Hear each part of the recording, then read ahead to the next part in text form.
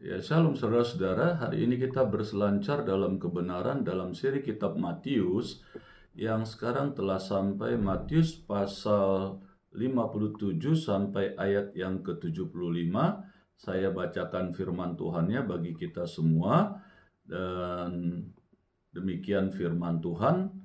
Saudara, sesudah mereka menangkap Yesus, mereka membawanya menghadap Kayafas, imam besar.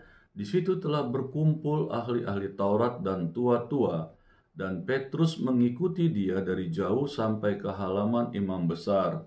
Dan setelah masuk ke dalam, ia duduk di antara pengawal-pengawal untuk melihat kesudahan perkara itu.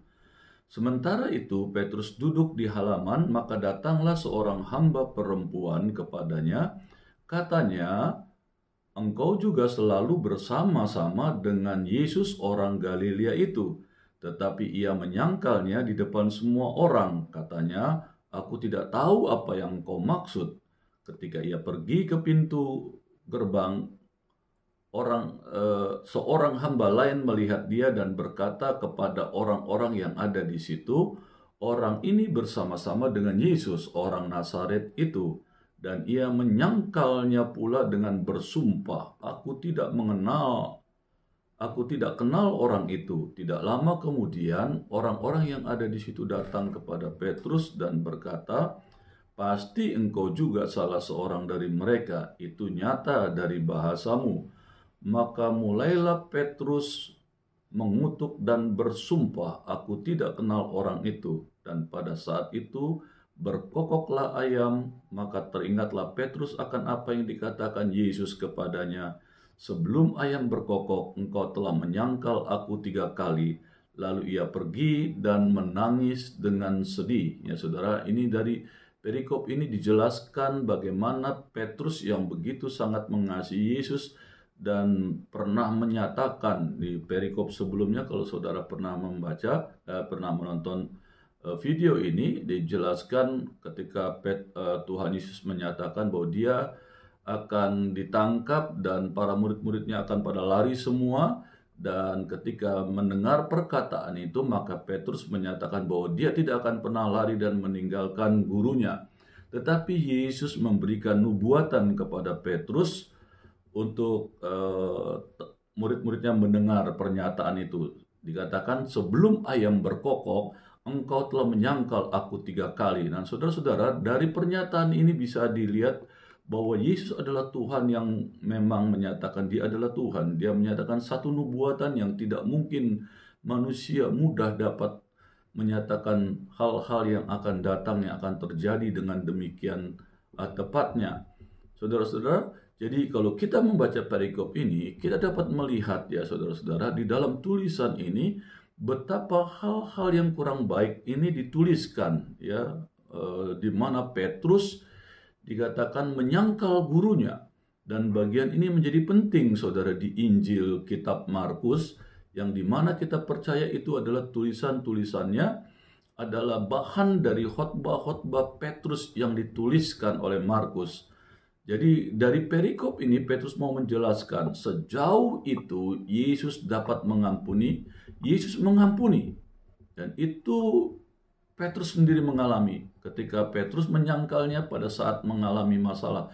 Jadi dia tahu Yesus itu adalah Allah yang luar biasa, penuh dengan belas kasih. Sekalipun dia telah menyangkal Yesus, menghujat Yesus, tetapi Yesus tetap mengasihinya.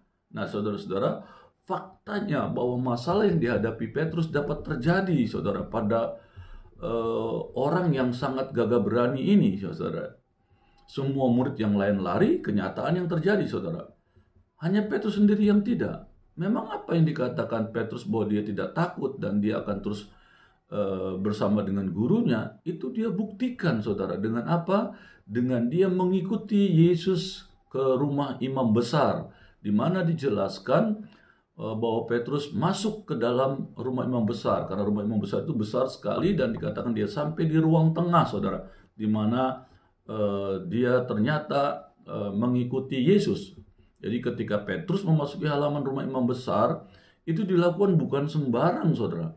Perlu keberanian yang luar biasa ya. Dia datang, dia ikuti gurunya itu eh, dengan tentara bait Allah yang ada untuk mengikuti Yesus kemana. Dan ternyata Yesus dibawa ke rumah imam besar, dan Petrus bukan hanya sekedar dari jauh, dia datang dan memasuki rumah imam besar itu, bahkan kan sampai ruang tengah, saudara. Itu bukan perkara yang biasa. Jadi bisa, kalau saya berani menyatakan ini Petrus berani, saudara. Soal nanti dalam perjalanan kalau kita bantu baca perikop ini seterusnya, Petrus ternyata itu menyangkal, setidak-tidaknya kalau kita perhatikan dia lebih berani dari ke-12 muridnya yang lari ketika Yesus ditangkap. Dan Petrus tidak, dia mengikuti terus. Jadi saya berani menyatakan Petrus itu sebenarnya berani sekali, saudara. Ya, sangat berani ya dengan kondisi yang ada. Namun dikatakan ia tetap melakukannya, walaupun itu adalah satu hal resiko yang besar, ya. Apapun yang terjadi, Petrus adalah orang pemberani, ya, saudara. Itu menurut saya dia sangat berani, saudara. Ya, terbukti murid-muridnya pada lari semua kan, meninggalkan Yesus. Namun, saudara lihat keadaan, ia tetap melakukannya. Apapun yang terjadi, dia adalah orang pemberani. Sekalipun dari akhir perikop terlihat dia kalah, saudara, karena penyangkalannya sebagai murid yang tidak mengakui Yesus dan tidak mengenalnya, bahkan sebagai gurunya, saudara. Ini hal yang lain, dari sisi yang lain. Kita akan melihat penyangkalan Petrus, ya. Yang pertama kita lihat ya di dalam perikop ini kita mendapatkan penjelasan-penjelasan, dan saya menguraikannya kepada kita semua. Ya, yang pertama adalah penyangkalan pertama dari Petrus, ya. Terjadi di halaman rumah itu, saudara. Ya, jadi dia masuk ke dalam ruangan tengah di halaman tengahnya, dan ternyata ada seorang perempuan yang mengenalnya sebagai salah seorang pengikut Yesus. Seharusnya kan kalau dia tahu bahwa dia dikenali pengikut Yesus, apa yang dilakukan? Pasti dia lari, saudara, atau meninggalkan tempat itu, karena itu akan beresiko, gitu ya. Dan Petrus akan lari secepatnya, tetapi saudara, yang kita baca dari firman Tuhan ini, Petrus tidak melakukannya. Ya, saudara, ketika dia dipertanya bahwa kamu adalah murid yang mengikuti Yesus selama ini, dia nyatakan enggak. Tetapi saudara, bukan berarti terus dia langsung lari. Enggak, saudara. Dia hanya mundur saja sampai ke pintu gerbang, dia mundurnya, ya. Dan dikatakan, jadi saudara, kalau kita melihat dia tidak lari. Dalam hatinya ada ketakutan, pasti, dengan dia dari ruang tengah ke ruang depan, ke pelataran, ya, ke tempat pintu gerbang, itu menunjukkan bahwa dia sudah mulai ada ketakutan. Tetapi karena kasihnya kepada Yesus, itulah yang membuatnya bertahan untuk hanya sekedar mundur, saudara, di pintu gerbang rumah imam besar ini, saudara. Dan seterusnya kita lihat penyangkalan yang kedua, ya. Itu kan tadi yang pertama, ketika ada seorang wanita yang mengenal dia. Ternyata setelah Petrus menyingkir ke pintu gerbang, dia tidak terlepas dari pengenalan orang-orang banyak kepadanya. Ternyata ada perempuan lainnya, dikatakan, yang mengenalnya. Ya, menurut saya juga masuk akal, ya. Petrus pun dan murid-muridnya cukup dikenal. Apalagi Petrus adalah orang yang suka banyak bertanya, kan. Jadi barangkali dalam kumpulan-kumpulan itu Petrus yang selalu bertanya, sehingga orang banyak yang mengikuti dia pun memperhatikan, ya, saudara. Sesuatu yang menonjol selalu akan mendapatkan perhatian, saudara. Kalau kita juga sekolah gitu, atau kita kuliah di ruang kelas, ketika diberikan kesempatan oleh guru atau dosen untuk kita memberikan pernyataan atau membuat pertanyaan-pertanyaan dan menjawab sebuah pertanyaan dari dosen. Dan ketika ada seorang murid atau siswa yang aktif, ya, bertanya maupun menjelaskan atau menjawab dari pertanyaan-pertanyaan gurunya, saudara, itu akan kelihatan gitu. Orang-orang yang aktif itu, dia akan menonjol dan akan dikenal. Ini orang suka banyak bertanya, atau ini orang banyak memberikan pernyataan-pernyataan gitu, ya. Baik hasil pertanyaan dan pernyataan itu tidak pas, setidak-tidaknya orang akan memperhatikan bahwa orang ini sangat menonjol, saudara, dari sisi apa yang dia lakukan. Dan itu, saudara, akan membawa orang-orang itu banyak mengenal dia. Nah, Yesus itu dalam perjalanan, dalam setiap kali khotbahnya atau pengajarannya, pemuridannya di Bait Allah, kan dikenal orang banyak di situ, saudara. Baik orang-orang yang namanya di Bait Allah, kan pasti ada orang-orangnya imam besar, ada orang Farisi, ahli Taurat, dan semuanya, saudara. Nah, ini menurut saya yang membuat Petrus cukup dikenal. Dan terbukti di sini, saudara. Ya, dua perempuan nih sekarang mengenal dia. Ya, di perempuan yang kedua dikatakan begini. Ternyata ada perempuan lainnya yang mengenalnya, yang berkata orang ini selalu bersama orang Nazaret itu. Ya, dia berani mengatakan perempuan ini karena dia pasti kenal Petrus, saudara. Seperti yang tadi saya jelaskan.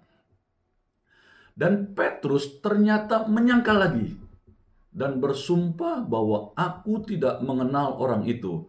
Namun itu pun Petrus tidak pergi juga dari tempat itu. Ya saudara, dari pernyataan perempuan yang yakin kenal Yesus itu, Petrus pun berani menyatakan tidak mengenal. Wah, itu dari dua hal yang terjadi, kesannya ada dua kepribadian dalam kehidupan Petrus saat itu. Satu orang yang berani, tapi juga satu lagi orang yang sedang ketakutan karena dia merasa dirinya dikenal, tetapi dia punya keberanian yang dia tonjolkan dengan bukti bahwa dia datang terus mendekat kepada gurunya yang sedang ditangkap itu, saudara. Itu tidak bisa dipungkiri, Petrus punya keberanian. Ya, saudara, tapi ada sisi yang lain. Ternyata dia dikenal dan itu pun menimbulkan ketakutan dia. Ya, saudara, sehingga akhirnya dia berani menyangkal yang kedua kali, ya. Dan ini, saudara, yang membuat kita perkirakan bahwa Petrus itu penakut. Sebenarnya tidak, saudara. Tidak, ya saudara. Nah, saudara-saudara, dari pembicaraan Petrus yang dua kali itu, dan kenyataan yang kedua ini banyak orang juga yang mengenalnya, dapat dikenal oleh orang yang ada di situ, yang ngumpul-ngumpul di situ, bahwa dia adalah orang Galilea. Kenapa demikian? Karena sangat dikenal orang Galilea itu mempunyai lafal yang buruk atau accent yang buruk atau bahasa yang khusus, yang khas, yang orang mengenalnya. Ya, contoh kayak kita orang Indonesia, kita kan punya banyak suku di Indonesia. Saudara, ketika saudara ketemu dengan orang Sunda, saudara kan bisa melihat logat orang Sunda dari waktu kita ngobrol, kita akan tahu, oh kamu dari Jawa Barat ya, gitu ya. Atau dari orang Jawa Tengah ketika mereka ngomong dengan bahasa Jawa, dengan aksen Jawanya, walaupun dalam bahasa Indonesia kita tahu ini orang Jawa ya. Atau kita bisa bicara dengan orang Medan atau orang Batak gitu ya, kan kecenderungan walaupun orang Medan itu ada Melayu, bahkan kota Melayu sebenarnya, saudara ya. Tapi kita kecenderungan orang Batak kita anggap orang Medan gitu ya. Nah, orang-orang Batak ini, saudara, kalau ngomong kita bisa tahu nih orang Batak gitu ya, dari aksennya, nah dari logatnya. Nah, Petrus itu adalah orang Galilea yang orang-orang sesama orang Israel itu tahu, oh ini orang dari Galilea, oh ini dari Naftali, oh ini dari Yehuda dan tempat-tempat mana. Mereka bisa tahu suku-suku mana ini dari aksennya, dari logatnya, dari lafalnya, ya. Dan dikatakan orang-orang Galilea ini memiliki lafal yang buruk, saudara. Ya, logat yang buruk, yang tidak baik menurut orang-orang umumnya, gitu ya. Sehingga sampai pada zaman itu, zaman Tuhan Yesus, dikatakan orang-orang Galilea tidak diperkenankan mengucapkan berkat dalam ibadah di sinagoge karena kosakatanya yang kurang bagus, gitu ya. Logatnya yang kurang bagus, saudara ya. Nah, saudara-saudara, inilah yang tanpa disadari Yesus, mereka mengenal, oh ini benar, karena mereka tahu Yesus itu dari Galilea, gitu ya. Nah, sedangkan orang yang sedang mereka ajak ngobrol, logatnya itu dari Galilea, gitu ya, saudara. Nah, seterusnya dikatakan ada penyangkalan yang ketiga, dan ketika orang banyak yang ada saat itu mendengarkan pengakuan Petrus, mereka dapat mengenal Petrus tanpa Petrus memberitahukan dia dari mana, dari logatnya. Dari kata-katanya dia, orang bisa tahu, ini orang Galilea. Dan mereka tahu Yesus adalah orang Galilea, pasti Petrus adalah pengikut Yesus. Sekalipun belum tentu semua kan, tapi prinsipnya yang mereka ketahui, banyak orang Galilea dan murid-murid Tuhan itu adalah orang-orang Galilea, saudara.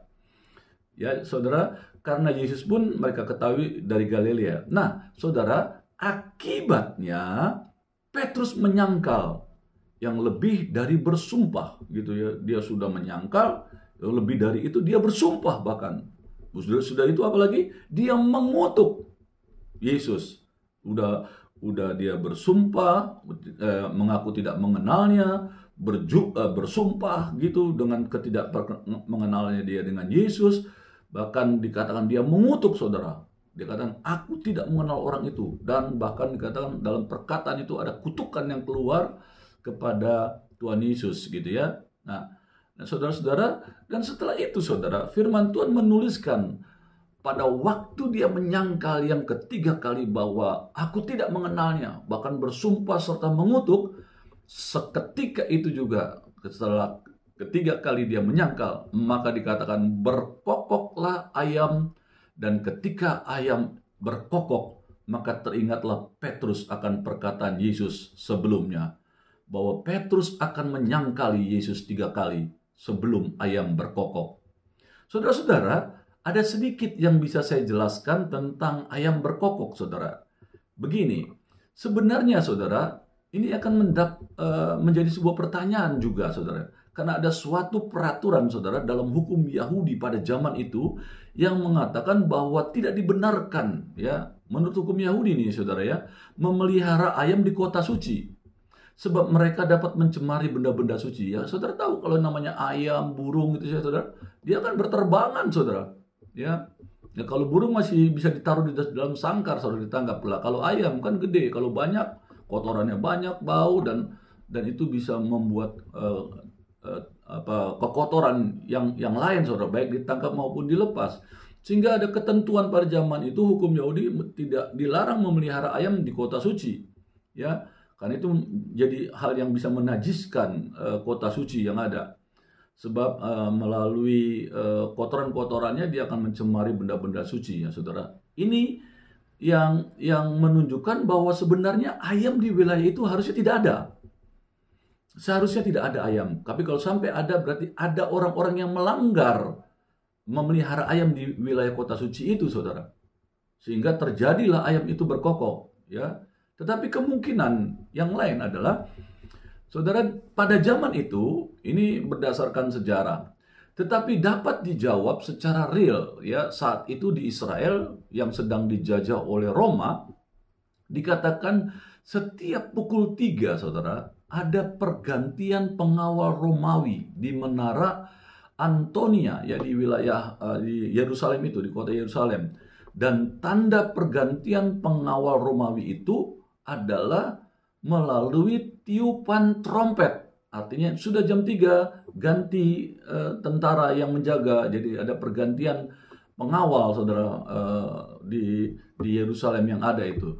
Nah, saudara, yang dikatakan tiupan trompet itu bahasa Latinnya adalah Gallicinium, ya saudara, Gallicinium, yang artinya kokokan ayam jantan. Ya, jadi ketika ada pergantian pukul 3, terus bunyi trompet, terjadinya pergantian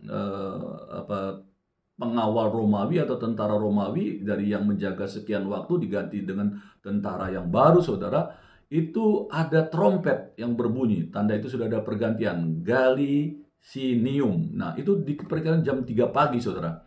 Nah, Gallicinium itu artinya dalam bahasa Latin itu, ya saudara, dalam bahasa Indonesianya kokokan ayam jantan, saudara. Nah, saudara, dan diperkirakan penyangkalan Petrus tepat dengan waktu pergantian pengawal dan trompet yang dibunyikan oleh tentara Romawi. Ya, dengan penyangkalan Petrus yang ketiga itu, saudara-saudara. Jadi ini dasar dari pernyataan tentang 3 kali ayam berkokok, saudara. Nah, itu yang dimaksud, saudara. Jadi dari kokokan itulah dikatakan Petrus mendengar dan teringat akan perkataan Yesus. Dan waktu Petrus mendengar dan teringat perkataan Yesus, dikatakan Petrus menyesal dan lalu pergi dengan sedihnya. Nah, saudara, perhatikan baik-baik. Berbeda, saudara, nanti kita berbicara tentang Yudas Iskariot, saudara. Berbeda, ya. Dia tahu bahwa Yesus ditangkap, bukannya dia menyesal seperti Petrus bahwa sudah mencoreng nama gurunya, menghina nama gurunya, mengutuk gurunya. Tetapi begitu dia tahu pernyataan Yesus pada malam waktu mereka sebelum Yesus ditangkap, menyatakan bahwa dia akan menyangkal Tuhan, ya, sebelum ayam berkokok 3 kali, dia akan menyangkal Yesus, saudara. Dia sedih, saudara. Kalau Yudas Iskariot tidak, saudara. Kadang dia pergi dengan sedih hati, tapi dia melakukan tindakan yang tidak benar, yaitu dia membunuh dirinya. Nah, saudara-saudara. Nah, kenapa Petrus melakukan demikian? Dia pergi dengan sedihnya karena kasihlah yang menutupi banyak dosa. Saudara-saudara, dari perikop ini dijelaskan bagaimana Petrus tahu apa yang dia lakukan, dia salah dan dia menyesal. Jadi pesan dari cerita dari perikop ini bukanlah kepengecutan Petrus kalau menurut saya. Bahkan saya berani menyatakan bahwa Petrus adalah orang yang berani.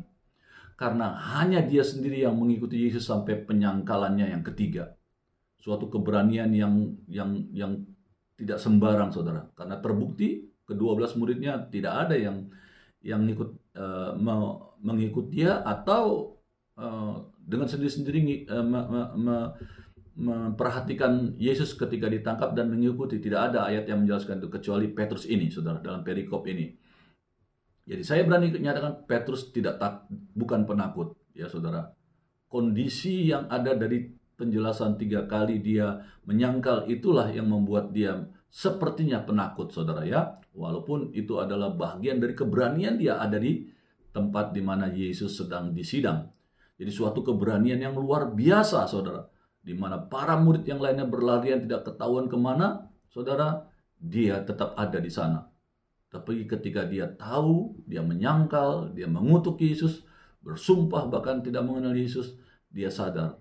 Saudara, ini kesan abadinya bagi kita semua.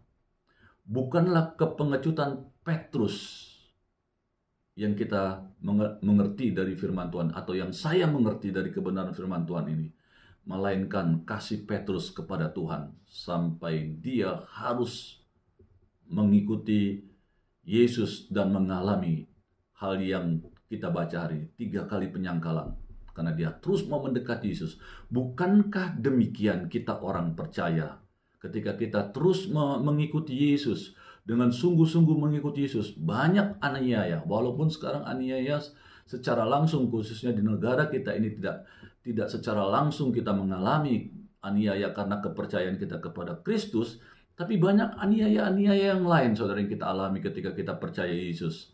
Kita akan dikatakan sok suci lah, so menjadi orang Kristen lah, atau so orang jadi orang baik lah. Dan itu tanpa disadari kita mengalami, saudara, aniaya-aniaya karena kepercayaan kita kepada Kristus. Tetapi kalau saudara tetap belajar mau bertahan dalam segala penganiayaan saudara, baik secara verbal maupun non-verbal yang saudara alami ketika engkau menjadi orang percaya, percayalah, kasihmu yang luar biasa kepada Kristus akan menyenangkan Tuhan. Waktunya saudara dan saya akan menjadi bagian dari kesenangan atau kesukaan Tuhan, berselancar dalam kebenaran. Amin. Dah.